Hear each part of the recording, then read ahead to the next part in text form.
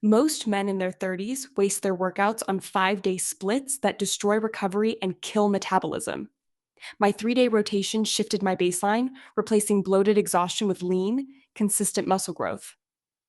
But the true catalyst for this transformation wasn't a standard lift or a complicated rep scheme. It was the final, unconventional method I integrated into my weekly routine. Forget what you've read in fitness magazines. This is how it actually works. And let's get to it. Women in their 30s are at a unique biological turning point. Your hormone profiles, particularly progesterone and estrogen, are beginning to shift, and your recovery capacity is no longer what it was at 22. If you are still grinding out 5-day-a-week cardio sessions or high-intensity interval training every single morning, you might be doing more harm than good. It is not your fault that you feel burnt out. It is just biology catching up. Let us look at the foundation first. A 2022 study from the Journal of Strength and Conditioning Research found that resistance training 2 to 3 times a week is sufficient to maintain or build muscle mass in premenopausal women, provided the intensity is high enough. That is our easy win. You do not need to live in the gym to see results. You just need to be smarter about where you put your effort. The first method is the full body split. It is simple, effective, and efficient. You train your entire body on Monday, Wednesday, and Friday. By hitting every major muscle group 3 times a week, you maximize protein synthesis. Ever wonder why some people seem to get results while spending less time working out? It is because they prioritize compound movements.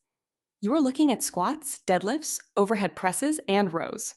These movements engage the most muscle mass at once, which tells your endocrine system it is time to build strength. If you are just starting out, keep your rest periods between 60 and 90 seconds. This keeps your heart rate elevated, giving you a bit of cardio benefit alongside the strength work. My friend Elena tried this when she turned 33. She went from feeling sluggish at her desk job to hitting a personal best on her deadlift in just 8 weeks. She saved 4 hours of gym time every single week. Think about what you could do with 4 extra hours of recovery or family time. So that works great. It is the gold standard for consistency. But what if I told you there is something that helps you manage your cortisol levels even better? Now, here is where it gets interesting. Point 2 is the upper-lower split, modified for a 3-day cycle. This is for the woman who finds that her joints are starting to complain or who experiences significant fatigue during certain phases of her cycle. Instead of hitting everything at once, you split your focus. Week 1 is upper, lower, upper. Week 2 is lower, upper, lower. This variation allows for longer, more focused sessions on specific muscle groups. Why does this matter? It is about the nervous system.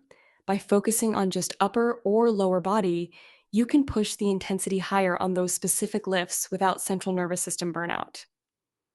Data from a 2019 review in the journal Sports Medicine suggested that splitting volume this way can lead to better hypertrophy outcomes for people who need slightly longer recovery windows between sessions. If you are finding this helpful, hit subscribe. I drop videos like this every week to help you navigate your fitness journey. If this is clicking for you, a quick subscribe helps me keep making these, and stick around because the best part is coming up next. All right, ready for the next one? This is the one I have been saving for you. It is called the Push-Pull Legs Rest Hybrid. Most people treat push-pull legs as a 6-day program. That is way too much for a busy 30s lifestyle. Here is the secret. You keep the split, but you extend the cycle. You do push, then rest, then pull, then rest, then rest, then rest. This turns your workout into a 10 to 12-day rotation rather than a 7-day one. Why would you do that? It perfectly aligns with the hormonal fluctuations of the PMS phase. During the late luteal phase, your body is less efficient at recovering from high-intensity training.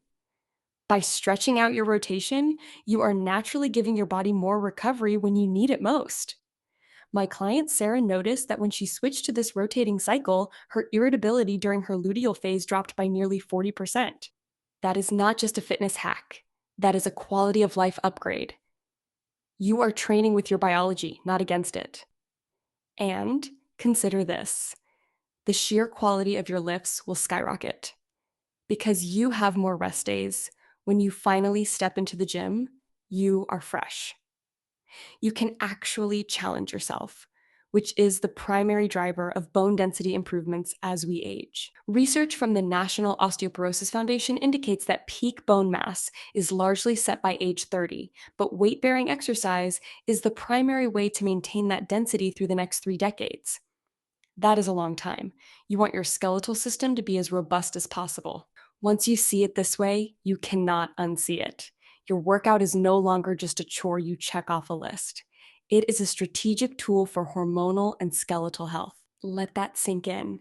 That one shift alone could help you achieve more progress than the first two methods combined, simply because you are staying in the game longer without burning out. So there you go. 3 real actionable ways to structure your training in your 30s, and the last one alone could change your entire perspective on recovery and performance. If you got value from this, share it with someone who needs to hear it, and subscribe so you do not miss the next one. I am working on a breakdown of how to adjust your nutrition based on these exact workout phases, so stay tuned for that.